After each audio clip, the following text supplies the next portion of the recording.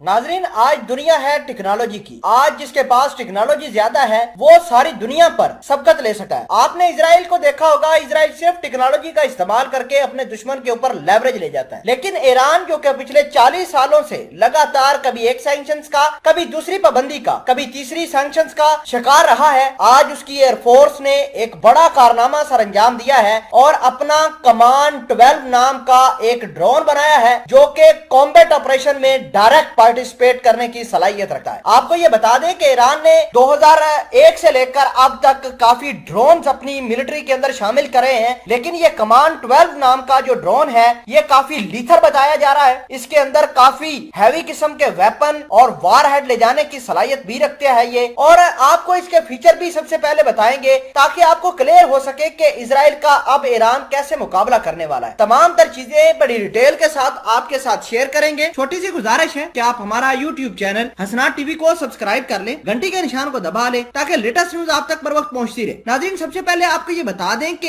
Iran का ये command 12 combat drone Iran का वाहिद ड्रोन है जो अब पॉइंट टू पॉइंट मिसाइल और कॉम्बैट ऑपरेशन में हिस्सा ले सकता है। इसके साथ साथ इलेक्ट्रॉनिक वारफेयर और दीगर जासूसी के मिशन के ऊपर भी ये इस्तेमाल किया जा सकता है। इसके अंदर एक मिसाइल लगाएगा जिसका नाम है अकगर। उस मिसाइल की जो रेंज होगी वो तकरीबन 30 किलोमीटर तक बताई जा रही है। अगर बात करें ये कितने वजन का वारहेड ले जाने की सलाहियत रखता है तो आपको बता दें कि 50 पाउंड का गाइडेड बम ये अपने साथ ले जाने की सलाहियत रखता है। अगर इसके पिस्टन इंजन की बात करें तो पिस्टन इंजन जो है ईरान के मुहाजिम 92 ड्रोन जैसा ही है और उसी तरह ये काम करता है। ईरान का ये ड्रोन जो है वो 12 घंटे तक प्रवास कर सकता है और तकरीबन ये हाइट 18,000 फीट यानी 5,500 मीटर तक जा सकता है। और इसके अंदर जो इंजन लगा है वो 60 HP पिस्टन प्रोपिलर इंजन है। आपको ये बता दें कि ये जो है ड्रोन इसको रनवे की भी जरूरत होती है और 400 मीटर का रनवे इसके लिए जरूरी है। अगर बात करें इसकी ओवरऑल लेंथ की तो 5.4 मीटर ये लंबा है। अगर इसके परों की बात करें तो 10 मीटर। इसका अगर वेट आपको बता देते हैं तो